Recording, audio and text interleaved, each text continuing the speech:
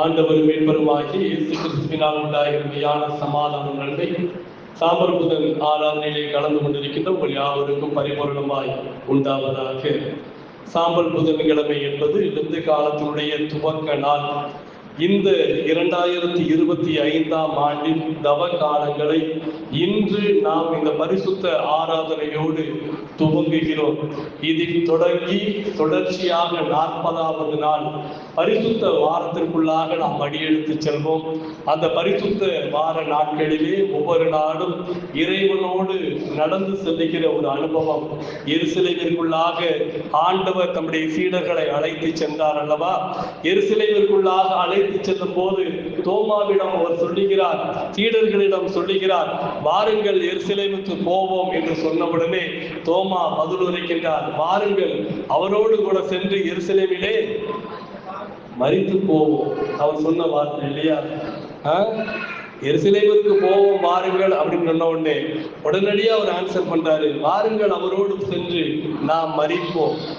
ஒருவேளை அது ஒரு விதண்டாவதமான பதில் போல தோன்றினாலும் அந்த பதிலிலே உண்மையான காரியம் இருக்கிறது.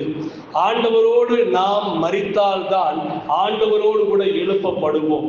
ஆண்டவரோடு கூட நடந்தால்தான் நாம் ஆண்டவரோடு கூட உயிரோடு கூட எழுப்பக்கூடிய அந்த வாய்ப்பை பெறுவோம். அப்படி என்றால் இந்த 40 நாட்கள் இயேசுவோடு நெருங்கி இருக்கிற நாட்கள். எருசலேமுக்குள்ளாக கடந்து செல்கின்ற நாட்களிலே நாம் நடப்பதற்கு நமக்கு துணிச்சலை, நம்பிக்கையை, விசுவாசத்தை, இயேசுவின் மீது நாம் கொண்டிருக்க வேண்டிய அன்பை அதிகரித்துக் கொள்ள வேண்டிய நாட்கள். சரிங்களா? நண்பர்கள் இப்ப 2 பேருக்கு திருமணம் நிச்சயமாகி திருமணத்திற்கு 1 மாத காலம் இருக்கிறது என்று சொன்னால் அந்த 1 மாத காலத்திலே பேசி தங்களுடைய அன்பை பெருகச் செய்வது போல இந்த நாட்கள் ஆண்டவருக்குள் நம்முடைய அன்பை பெருக செய்வதற்கான நாட்கள். சரிங்களா? அதனால லெந்து காலங்கள் அப்படின்னு உடனே ரொம்ப தூரத்துக்கு நீங்க சோர்ந்து போக வேண்டாம், ரொம்ப வருத்தி கொள்ள வேண்டாம். அப்படிலாம் ஆண்டவர் உங்களிடத்துல எதையும் எதிர்பார்க்கல. பைபிள்ல ரொம்ப தெளிவா சொல்லப்பட்டுருச்சு, மணவாளன் உங்களோடு இருக்கையில் மணவாளன் உங்களோடு இருக்க. என்ன ஆரம்பத்துல இருந்தே கல்யாண விஷயமாவே வருதுன்னு பாக்குறீங்களோ? நீங்க எதுக்கு அழுது புலம்பணும்? மணவாளன் உங்களோடு இருக்கிறார். அப்படிங்கிறதுனால நீங்கள் அழ வேண்டியதோ அதுக்காக உபவாசம் உங்களுடைய தனிப்பட்ட காரியம், நீங்கள் அதை ஒரு பெரிய விஷயமா எடுத்துக்கிட வேண்டிய அவசியம் இல்லை. பிகாஸ் கடவுள் உங்களோடு கூட இருக்கிறார். சரிங்களா? இந்த நாட்கள் நான் உங்களுக்கு சொல்ல விரும்புகிற நாட்கள், எப்படி இறைவனோடு தோழமை கொள்ள வேண்டும். பரிசுத்த நாட்கள்ல ஆண்டவரோடு பாடுகளின் பாதைக்கு செல்வதற்கு, அவருடைய கரங்களை பிடிப்பதற்கு நாம் இன்றைக்கு அவரை அன்பு கூர்ந்தால்தான், அவர்கள் அன்பு கூர்ந்தால்தான் முடியும் இல்லையா? ஒருத்தர் மீது அன்பு இருந்தால் தான் நீ எங்க கூட்டு போனாலும் நான் உன் பின்னாடி வர்றதுக்கு ரெடின்னு சொல்லுவோம். அன்பே இல்லாத ஒருவர் வான்னா உன் வேலையை பார்த்துட்டு போன்னு சொல்லிட்டு போயிருவோம் இல்லையா? அப்போ இயேசுவோடு அன்பு கூறுவதற்கான நாட்கள் தான் இந்த 40 நாட்கள். இயேசுவோடு அன்பு கூற வேண்டும் என்றால், ஒரு மனிதனை பிரியப்படுத்த வேண்டும் என்றால், அந்த மனிதன் விரும்பாத காரியங்கள் நமக்குள் இருந்தால் அதை நம்ம என்ன பண்ணணும்? கொஞ்சம் கொஞ்சமா அகற்ற வேண்டும். அப்படித்தானங்க? அப்போ அன்பு கூறுவதற்கு தடையா இருக்கிற, இறைவனை நேசிப்பதற்கு, இயேசுவோடு நெருங்கி வாழ்வதற்கு தடையா இருக்கின்ற, எனக்குள்ளாக இருக்கின்ற அசுத்தங்களை நாம் கொஞ்சம் கொஞ்சமாய் களைந்து போட வேண்டும். சரிங்களா? அப்பதானே பூரண அன்பு இருக்கும், முழுவதுமா அன்பு கூற முடியும் இல்லையா? நம்ம பரிசுத்தமான மனவாட்டியா இருக்கும் போதுதான் மணவாளன் மகிழ்ச்சியோடு ஏற்றுக்கொள்வார். அன்புக்குரியவர்களே, அதற்குரிய நாட்கள் தான். அதனால நீங்க ரொம்ப தூரத்துக்குலாம் ரொம்ப யோசிக்க வேண்டியதில்லை, ரொம்ப ரொம்ப ஈஸியா. ஏன்னா நான் உங்களுக்கு சொல்லிட்டேன், நமக்கு மணவாளனாக இயேசு கிறிஸ்து ஆயத்தத்தோடு இருக்கிறார் இல்லையா? அவருக்கு நமக்கு என்கேஜ்மெண்ட்லாம் முடிஞ்ச மாதிரி தான். சரிங்களா? இன்னைக்கு என்கேஜ்மெண்ட் சர்வீஸ் தான் நான் நடத்திக்கிட்டு இருக்கிறேன். சரிங்களா? உங்களுக்கும் இயேசு கிறிஸ்துவுக்குமான என்கேஜ்மெண்ட் சர்வீஸ் பார்த்துக்கோங்க. இதுக்கப்புறம் திருமணம் எங்க இருக்க போகுதுன்னா புனித வெள்ளி எனக்கு இருக்க போகுது. அல்லேலூயா! புனித வெள்ளி திருமணமா? சரிங்களா? மெஹந்தி ஃபங்க்ஷன் எல்லாமே பரிசுத்த வாரத்துல தான் நடக்க போகுது. நீங்க சங்கீத் ஃபங்க்ஷன் வச்சாலும் சரிதான், எது வச்சாலும் பரிசுத்த வாரம். சிலுவையிலே அவரோடு கூட ஒன்றிணைக்கப்பட போகிறோம். சரிங்களா? அதுதான் நம்மளுடைய லட்சியம். ஓகேவா? இந்த சிவகங்கை திருச்சபை இன்றைக்கு இந்த சாம்பல் புதன்கிழமை அன்று ஆண்டவரோடு தன்னுடைய உறவை புதுப்பித்துக் கொள்கிறது, உறவை ஏற்படுத்திக் கொள்கிறது. அல்லேலூயா. சரிங்களா? இந்த உணர்வுல தான் இன்னைக்கு இந்த செய்தியை கேட்க போறோம். இந்த உணர்வுல தான் இந்த பரிசுத்த நாட்கள்ல, இந்த லெந்து காலங்கள்ல நம்ம பிரவேசிக்க போறோம். இங்கே இன்றைக்கு ஒரு செய்திக்கான தலைப்பு கொடுத்திருக்கிறாங்க, வைக்கேரியஸ் சஃபரிங் அப்படின்னு.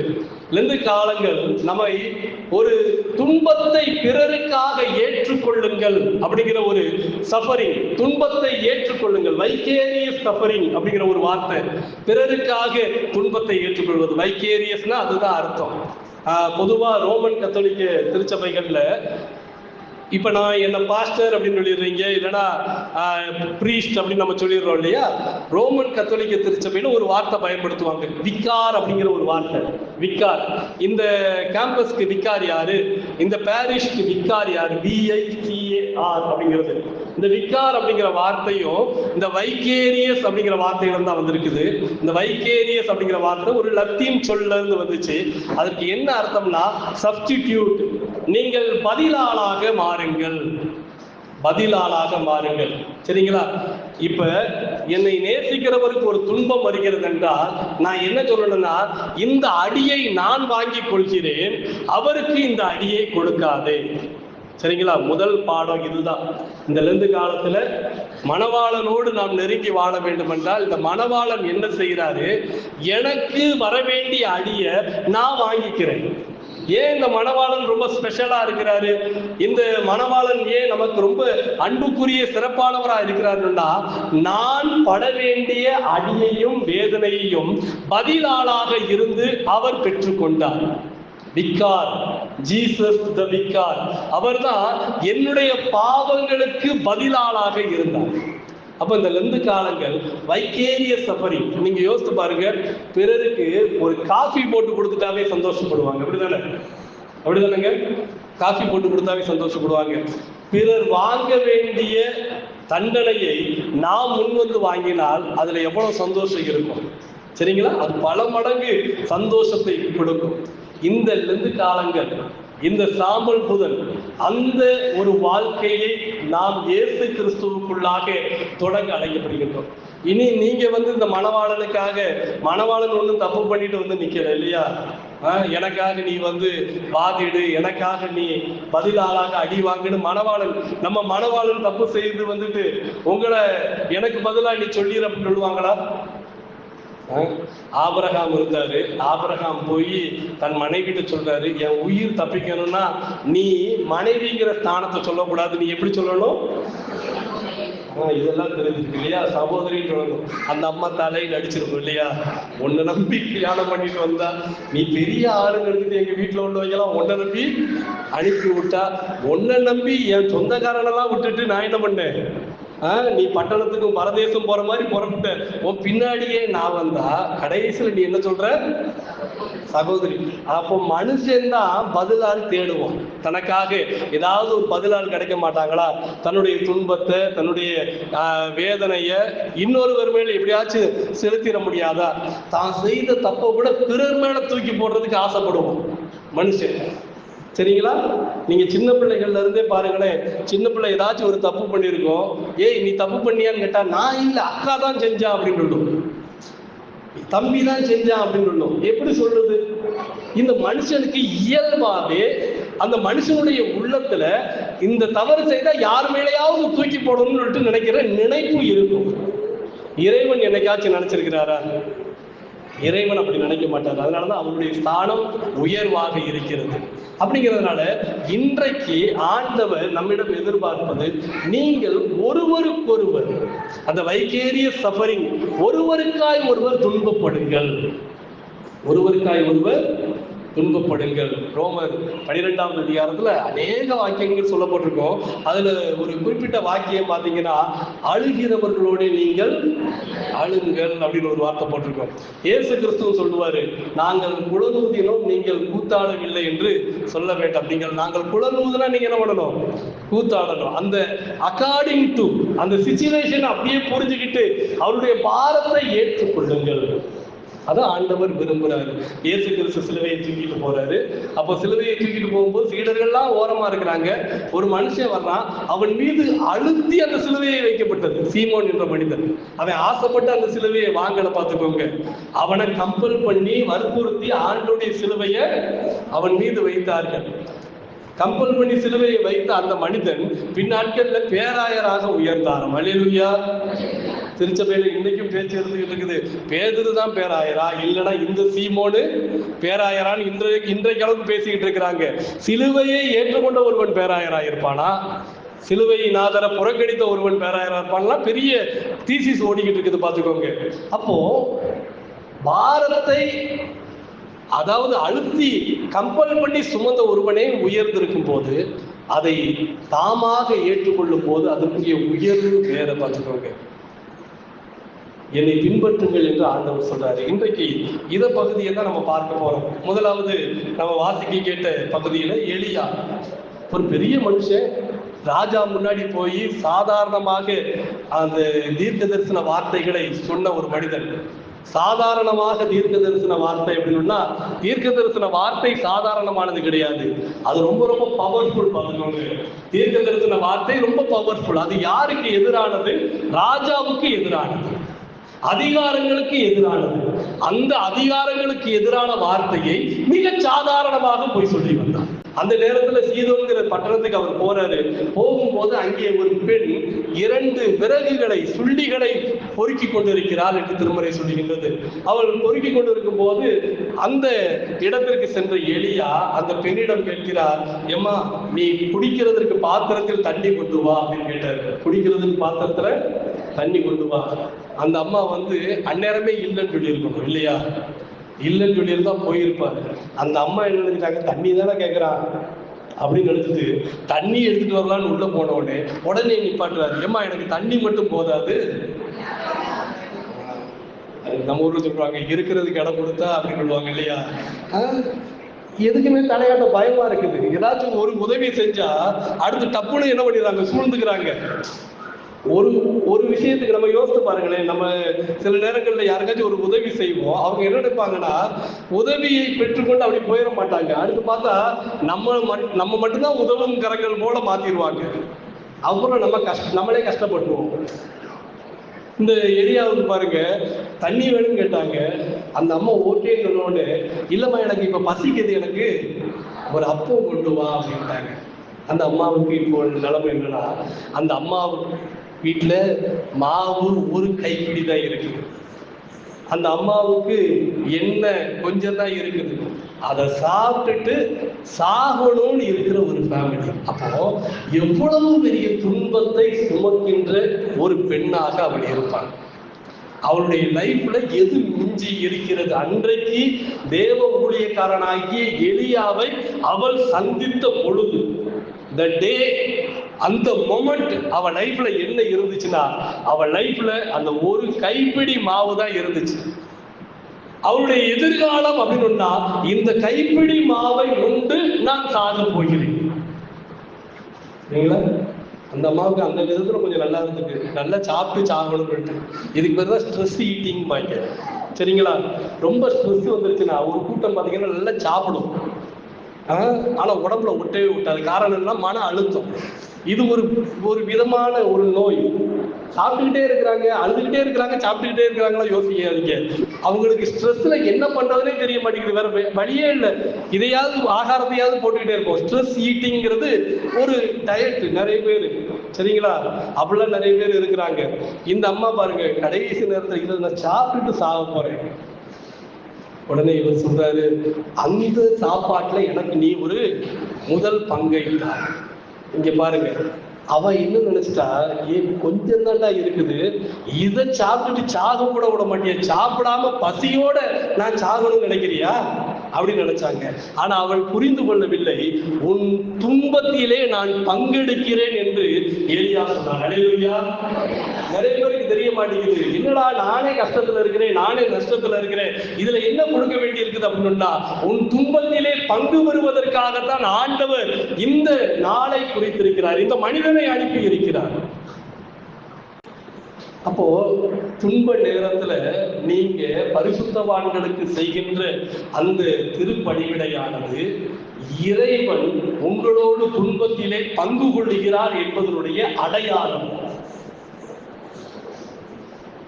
பரிசுத்தவான்களின் குறைவுகளை நிறைவாக்குங்கள். அந்த ரோமர் 12 திரும்பவும் நான் உங்களுக்கு சொல்றேன், அந்நியரை உபசரிக்க மறவாதீர்கள். இதெல்லாம் திருமறையில ஏன் சொல்லப்பட்டிருக்குது அப்படின்னா, சில நேரங்கள்ல உங்கள் துன்பத்திலே பங்கு கொள்வதற்கு இறைவன் வருகிறார். நீங்க அந்த துன்பத்திலே பங்கு கொள்ளுகிற இறைவனை உங்கள் வாழ்விலே இணைத்துக் கொள்ளும் போது உங்கள் வாழ்வு துன்பமற உங்கள் வாழ்க்கை ஆண்டவருடைய இன்பத்தினால் நிரப்பப்படுகிறது. இங்க துன்பத்துல எப்படி பங்கு கொள்ள வந்தார் பார்க்கறதுக்கு ரொம்ப வித்தியாசமா இருக்கும். என்னடா அது இருக்கிறதையும் பறிக்கிறதுக்கு வந்துட்டாரோ அப்படின்னு சொல்லிட்டு தோணும். அங்கே இருக்கிறதை பறிப்பதற்கல்ல, உன்னிடத்தில் இருக்கிற துன்பத்தை, உன்னிடத்தில் இருக்கிற துன்ப கலசத்தை ஆண்டவர் மாற்றி போடுவதற்காகவே உன் அருகே வருகிறார். அன்புக்குரியவர்களே, நீங்கள் பிறருக்காக துன்பப்படுவது என்பது அவருடைய துன்பத்தை மாற்றி போடும். யோபு சொல்லப்பட்டிருக்கிறது, அவர் தன் சிநேகிதருக்காக ஜெபித்தார்.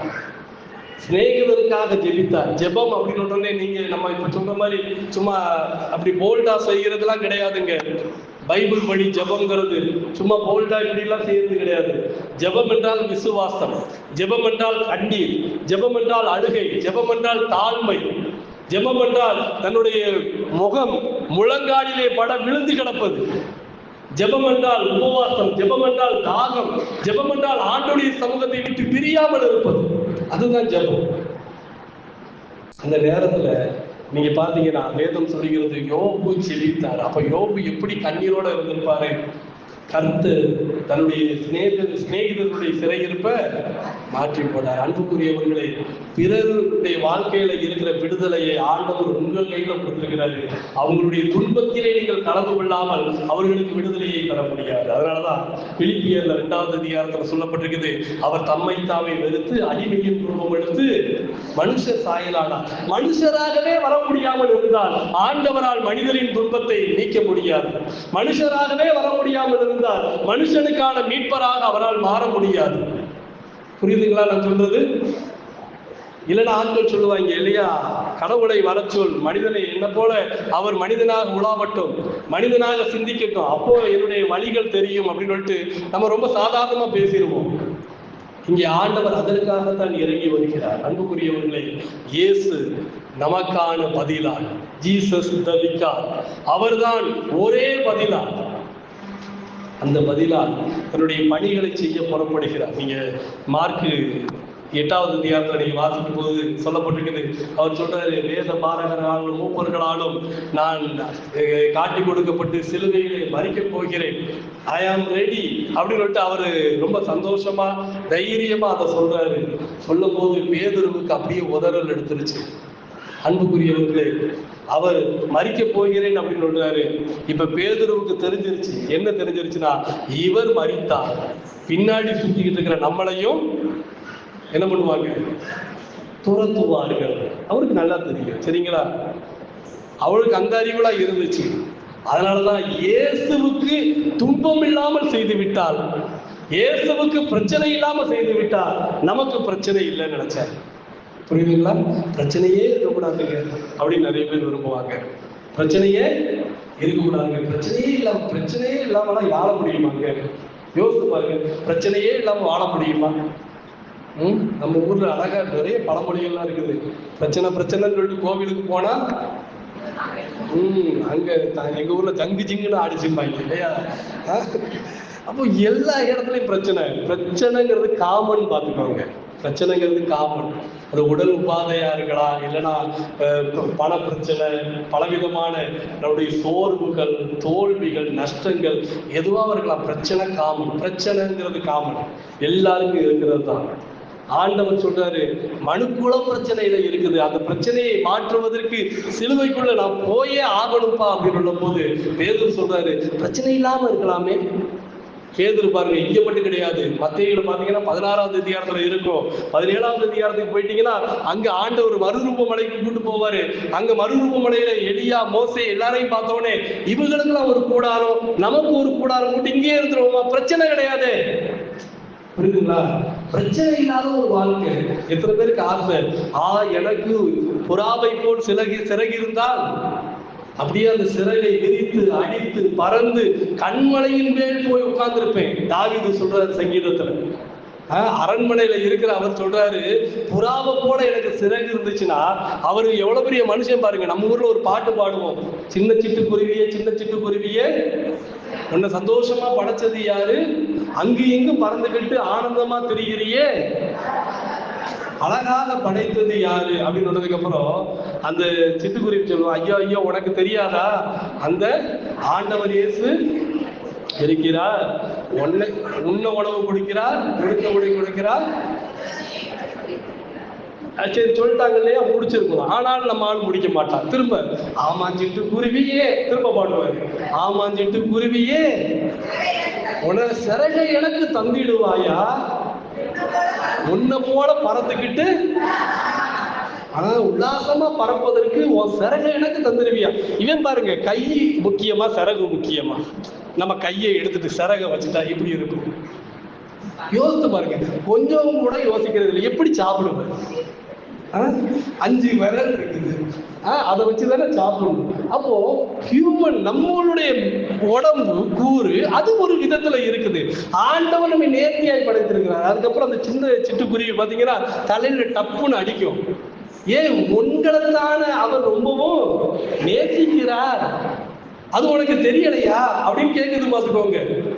கேட்டதுக்கு அப்புறம் தான் அவனுக்கு அறிவே வந்துச்சு, ஐயோ நம்ம தப்பா கேட்டுக்கிட்டு இருக்கிறோம் அப்படின்னு சொல்லிட்டு நிப்பாட்டிட்டார். சரிங்களா? அன்புக்குரியவர்களே, நிறைய நேரத்தில் நம்ம என்ன நினைக்கிறோம், பிரச்சனையே இல்லாத ஒரு வாழ்க்கை, அது மாதிரி இருந்துடக்கூடாதா, இது மாதிரி இருந்துடக்கூடாதா, அங்க உள்ளது போல இருக்கக்கூடாது. அங்க உள்ள பிரச்சனை உங்களுக்கு தெரியாது பார்த்துக்கோங்க. பக்கத்து வீட்டுல என்ன பிரச்சனைன்னு உங்களுக்கு தெரியாது, தூரத்துல இருந்து பாக்குறீங்க. அந்த பிரச்சனைகள், அவர்கள் உள்ளத்துக்குள்ள இருக்கிற வேதனை, அவர்களுக்குள்ளாக இருக்கிற புழுக்கம் என்னன்னு உங்களுக்கு தெரியாது. எல்லாரும் வெளியில பார்த்தோம், தோற்றத்தை பார்க்கிற மனுஷன், அதான் பைபிள் ரொம்ப தெளிவா போட்டுருச்சு, மனுஷன் முகத்தை பார்க்கிறார். பிரச்சனை இல்லாத வாழ்க்கைங்கிறது இந்த உலகத்துல எங்கேயுமே இல்லை பார்த்துக்கோங்க. இங்க இந்த பேரு சொல்றாரு, பிரச்சனை இல்லாம இருக்கணும் ஆண்டவரே. சும்மா அந்த சண்டை, தோல்வி, அழிவு, கொலை செய்கிறது, இதை பத்தி எல்லாம் பேச கூடாது. செத்து போவோம் அப்படிலாம் சொல்லாதீங்க. நம்ம ஊர்ல ஆட்கள் பாத்தீங்கன்னா யாராச்சும் செத்து போகணும்னா டக்குன்னு வாயை பத்திடுவாங்க. இவங்க வாயை பொத்துனோடனே என்ன போறது கிடையாது, நின்று போயிருப்பாங்க. சரியா? என்னதான் நடமுடைய தெரியல. நம்ம நிறைய நேரத்துல அப்படி யோசிச்சுக்கிட்டு இருக்கிறோம். அப்படிலாம் ஒண்ணுமே கிடையாது. இறைவன் நமக்கு நியமித்த நாட்கள் வரைக்கும் ஓடித்தான் ஆகணும். சரிங்களா? அந்த ஓட்டம் முடிகிற வரைக்கும் ஆண்டவரே உமக்காக ஓடுறதுக்கு உதவி செய்யுங்க, அவ்வளவுதான். இங்க பேதுரு டக்குன்னு ஆண்டவரை தனியா கூட்டு போறாரு. இது வரைக்கும் எனக்கு பேதுருட்ட பிடிச்ச நல்ல விஷயம் இது ஒண்ணுதான் பார்த்துக்கோங்க. நம்ம ஆட்களா இருந்தா அப்படியே பெரிய உரிமை எடுத்துக்கிற மாதிரி கூட்டத்திலேயே பண்ணியிருப்பாங்க இல்லையா, வீரவாள் சுத்தி இருப்பாங்க. இவன் கொஞ்சம் தெளிவா ஆண்டவர் என்ன பண்ண, முன்னாடி கூட்டு போய் அங்க வச்சு அவன் கடிந்து கொள்ள தொடங்கினான். பைபிள்ல போட்டிருக்குது, ரொம்ப போட்டிருக்குது. ஆண்டவர் அவனுக்கு அப்படியே பின்னாடி திரும்பி பார்த்தாரா, சீஷர்கள் எல்லாத்தையும் பார்த்தாரா. அப்போ பேதுரு என்ன பண்ணா, திடீர்னு ஆண்டவருக்கு முன்னாடி போக பார்த்தான். அல்லேலூயா! பிரச்சனை எங்க இருக்குது பாருங்க. ஆதாம் சில நேரங்கள் அப்படிதான் பண்ணிட்டான். தேவனை போல இருந்தால் எப்படி இருக்கும் அப்படின்னு யோசிச்சுட்டான். தேவனையே நம்ம கட்டுப்பாட்டுக்குள்ள வச்சுட்டா எப்படி இருக்கும் அப்படின்னு யோசிச்சுட்டான். நிறைய நேரத்தில் நம்ம அதான் பிரச்சனை பண்றோம் பார்த்துக்கோங்க. அப்படியே நம்ம கைக்குள்ள வச்சுக்கணும் பிரதர் அப்படின்றோம். கைக்குள்ள வச்சுக்கிறது என்ன ஆகும் போது, தேவனை எப்படிதான் கையில் எடுக்கலான்னு பார்த்தான் ஆதாம், விழுந்து போனான். பேதுரு இயேசுவுக்கு முன்னாடி போய் நின்றுகிட்டு இதெல்லாம் நமக்கு நடக்கக்கூடாது அப்படின்னு இயேசு சொன்னாரு, முதல்ல பின்னாடி போ, முதல்ல பின்னாடி போ, பின்னாடி வா. நீ முன்னாடி போற அளவுக்கு இன்னும் வளரல. நிறைய பேருக்கு தெரியல பார்த்துக்கோங்க. இதுதான் பிரச்சனை. சும்மா முன்னாடி நடந்து போறாங்க. உங்களுக்கு பாதை தெரியுமா, எதை நோக்கி போகணும்னு தெரியுமா, சிலுவைக்கான வழி என்னன்னு தெரியுமா? அன்புக்குரியவர்களே, இயேசுவை முன்னால நடக்க விட்டு பின்னாடி நடக்கும். சரிங்களா? மணவாளன் முன்னாடி போறது. ஓகேவா? மணவாளனை முன்னாடி அனுப்பி இந்த 40 நாட்கள் அவங்க பின்னாடி, சரிங்களா, புத்தியுள்ள மனைவிய மாதிரி நம்ம என்ன பண்ண போறோம், தலையை அப்படியே புரிஞ்சுட்டே போயிருக்கோம். சரிங்களா, ஓகேவா? சும்மா எல்லாத்துக்கும் எதிர்த்து பேசிட்டு இருந்தோம்னு வச்சுக்கோங்களேன், டென்ஷன் ஆயிடுவாரு. நீ முதல்ல பின்னாடி போ அப்படின்னு சொல்லிட்டாரு. பேதுருவே சொல்லிட்டாருங்க, பேதுருவே சொல்லிட்டாரு, முதல்ல பின்னாடி போ, நீ முன்னாடி வராத, நீ பின்னாடி போ.